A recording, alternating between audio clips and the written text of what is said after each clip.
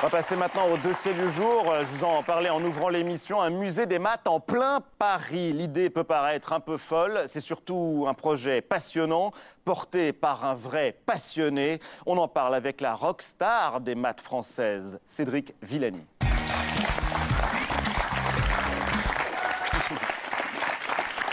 Bonjour et bienvenue.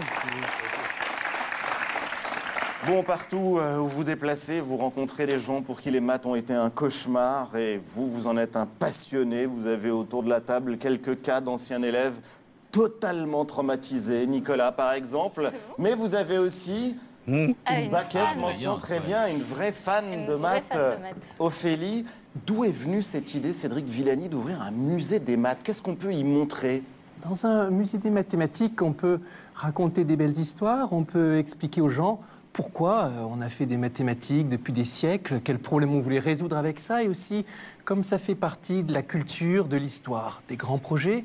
Et puis on peut aussi faire jouer les gens, s'approprier les contenus, voir combien la mathématique, c'est une discipline qui peut être ludique et proche de vous, contrairement à ce qu'on peut souvent l'imaginer. Et on va en parler justement parce qu'une maison des maths, il en existe à New York notamment, il en existe en Allemagne. Alors ce sera pas simplement l'histoire des mathématiques que vous allez retracer dans cette maison des mathématiques. Voilà. Alors, notre projet, il est tout à fait inhabituel par plusieurs aspects, et c'est pour ça qu'on on aura quelque chose d'assez unique à Paris. On aura la concomitance, l'intersection de trois secteurs, à la fois la recherche, puisqu'on fera ce musée au sein de l'Institut Henri Poincaré, qui est une maison de chercheurs, et puis la pédagogie, puisqu'on recevra beaucoup d'élèves, d'enseignants, et puis le monde de l'industrie, puisque les mathématiques jouent un rôle plus important que jamais aujourd'hui dans l'industrie, et donc on mettra en scène aussi des grands projets industriels de notre époque, que ce soit le téléphone, les transports. Vous en avez toutes sortes dans le... Par exemple, Ariel ne sait pas utiliser son téléphone portable, mais ce sont les mathématiques qui ont permis la production, la création de cet objet. C'est un exemple parmi d'autres. Quand on vous entend parler, Cédric, des mathématiques, il y a plein de poésie, il y a une passion, il y a une flamme, il y a une générosité. Et pourtant, quand on regarde en France, parmi les mathématiciens les plus brillants de leur génération, il y en a plein qui décident d'aller bosser dans la finance, par exemple, d'écrire des algorithmes qui vont servir à la spéculation, au fric. Ça aussi, c'est une vocation des mathématiques. Mathématiques, ça sert à tout. Ça a été appliqué toujours pour des choses qui peuvent nous paraître futiles et des choses qui peuvent paraître extrêmement importantes et des choses qui peuvent nous paraître peu recommandables. Mais ça a été extrêmement efficace. Très souvent, on trouve des applications militaires aussi bien que pacifiques. C'est vrai que l'appel des banques est très fort sur les mathématiciens. C'est des générations entières. Elle est très forte sur des générations entières, même si le mouvement est moins fort maintenant qu'il n'a été, et même si on a moins souffert de ça que les États-Unis. Aux États-Unis, c'était une saignée. Ophélie ? Comment faire comprendre que les mathématiques, ce n'est qu'un jeu, finalement, ce n'est qu'un plaisir? En faisant jouer les gens. C'est la seule... J'en ai fait des Adressez-vous à Nicolas, il est traumatisé. Il a besoin de 40 ans de psychanalyse pour s'en sortir. Moi, je vois à son regard qu'il est pas si traumatisé que ça. Il y a que deux choses qui marchent pour expliquer des choses aux gens, c'est les histoires et les jeux. Alors, il faut mettre en scène les histoires, comme des contes d'enfants, l'histoire des personnes, les grands mathématiciens, l'histoire des idées, les grands concepts, l'histoire des projets, qu'est-ce qu'on a résolu. Et puis faire jouer les gens en leur montrant, en leur faisant manipuler des chiffres, des combinaisons, des petits casse-têtes, tout ce qu'on veut. Et ce sera accessible à tout le monde? Au plus grand nombre? Tout le monde. Vous viendrez quand vous voulez, Ali. Et puis voilà, il y a du boulot. C'est vrai qu'il y a un mathématicien, Grégory Perelman, qui est considéré comme un très très grand, un peu fou, peut-être comme tous les mathématiciens. Il disait que quand il était petit, il s'amusait à calculer à la vitesse à laquelle Jésus devait marcher sur l'eau pour ne pas tomber. Voilà, donc c'est bon, déjà... et vous, c'était... il faut replacer ça dans le contexte. D'abord, cette interview, effectivement... on a été plusieurs à douter de son authenticité. Vu qu'il n'en fait pas beaucoup, ça c'est sûr. Voilà, absolument. Donc, je pense que l'interview était un fake. Mais il y a beaucoup de recherches improbables, entre guillemets. Mais il y a beaucoup de recherches improbables. Et ça, c'est le genre de choses qui peut justement être amusant. Allez, amusons-nous à calculer à quelle vitesse il faut marcher sur l'eau. Après tout, le basilic marche sur l'eau. Ce petit lézard court très vite, il y arrive. Alors, essayons de le faire à vitesse humaine. Justement, devait marcher Jésus pour ne pas couler? Oula, c'est pas à moi qu'il faut demander. Vous qu'il faut demander. On fera ça Faudrait demander ensemble. au pape François. Les maths, c'est plutôt des chiffres, des mots ou des images? Ça, c'est une super question, parce que souvent les gens pensent que c'est des chiffres. Mais quand vous regardez mes exposés ou quand vous regardez, pas ce qu'il y a là sur le petit tableau blanc des élèves, mais ce qu'on voit dans les images prises à l'Institut Henri Poincaré, il n'y a presque jamais de chiffres.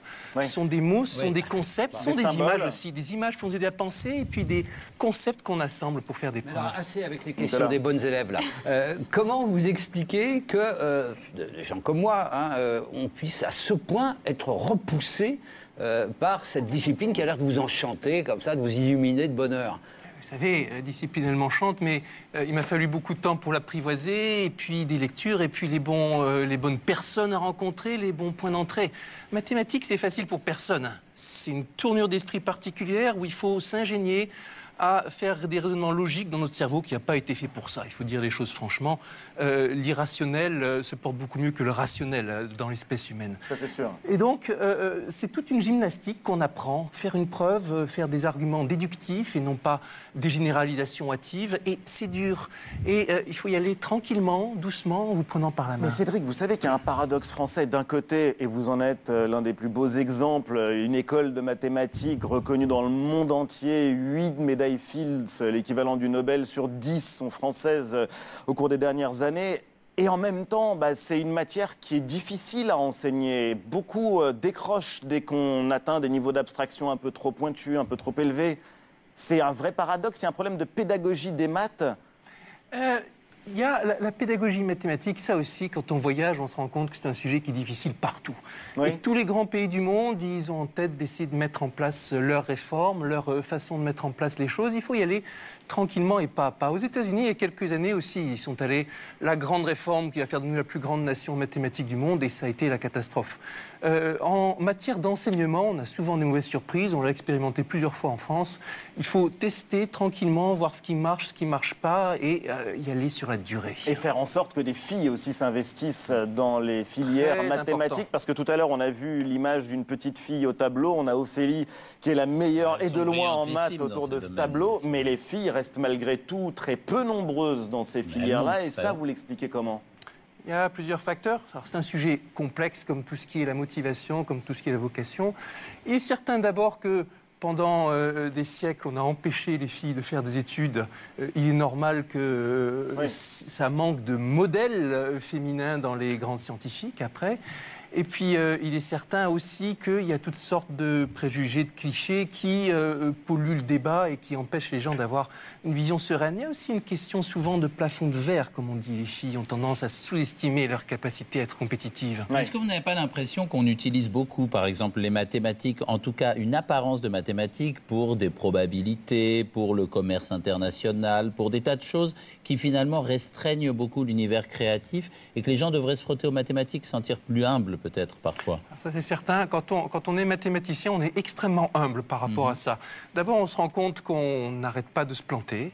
On se rend compte qu'on n'arrête pas d'échouer. Chercheurs. Que donc les gens qui ont des solutions à tout parfois... Ah ben voilà, toujours ça me hérisse. Les gens qui arrivent, qui ont tout compris, qui ont la solution à tout, à chaque fois, ils disent ouh là là là là là là là. Prenons le temps de douter, Ophélie. Je trouve que les maths, c'est extrêmement rationnel. Vous disiez que c'est irrationnel, mais 1 + 1 a toujours fait 2. Enfin... Rationnel, c'est notre cerveau qui n'est pas rationnel.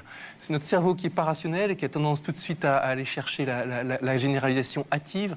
Mais justement, en mathématiques, c'est rationnel et en même temps, c'est super créatif. Le bon mathématicien, c'est celui qui voit plus loin que les autres, qui arrive à entraîner les autres dans une nouvelle vision. Et ça, c'est quelque chose à quoi on peut commencer à se familiariser déjà dès l'école. Je vais vous entraîner, Nicolas. Oui, tout n'est pas perdu. Ce projet de Maison des mathématiques, vous le portez. C'est un projet qui a évidemment un coût, 12 millions d'euros à peu près, qu'il faut aller trouver. Alors, vous allez voir évidemment les pouvoirs publics, beaucoup de partenaires privés. Qu'est-ce que vous leur dites pour les convaincre ? Alors, on a 2 catégories de discours face aux industries, et c'est très facile, elles savent bien tout ce qu'elles doivent à la mathématique, tout ce qui a besoin pour eux de recruter des mathématiciens et que les gens soient familiers avec ça et qu'on a besoin d'ingénieurs, qu'on a besoin de mathématiciens, plus maintenant que jamais.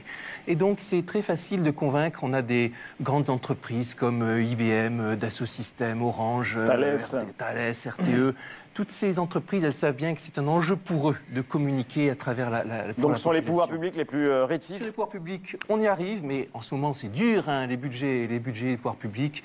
Et on est en train de démarcher quelques mécènes dans l'idée qu'ils puissent associer leur image à un projet qui aura un impact considérable en termes de contact entre la science et la société. Nous, on est regardé par les gens les plus riches de France, donc vous pouvez vraiment en faire un Et on a appel. surtout très envie d'aller visiter cette maison des mathématiques. On croise les doigts pour vous. A priori, si tout va bien, elle devrait ouvrir 2018. en 2018. 2018, 2019, vous savez, moi je suis quelqu'un de têtu, ça se fera. Ça, c'est sûr. Merci infiniment, Cédric Villani, d'être passé sur notre plateau, la Maison des mathématiques.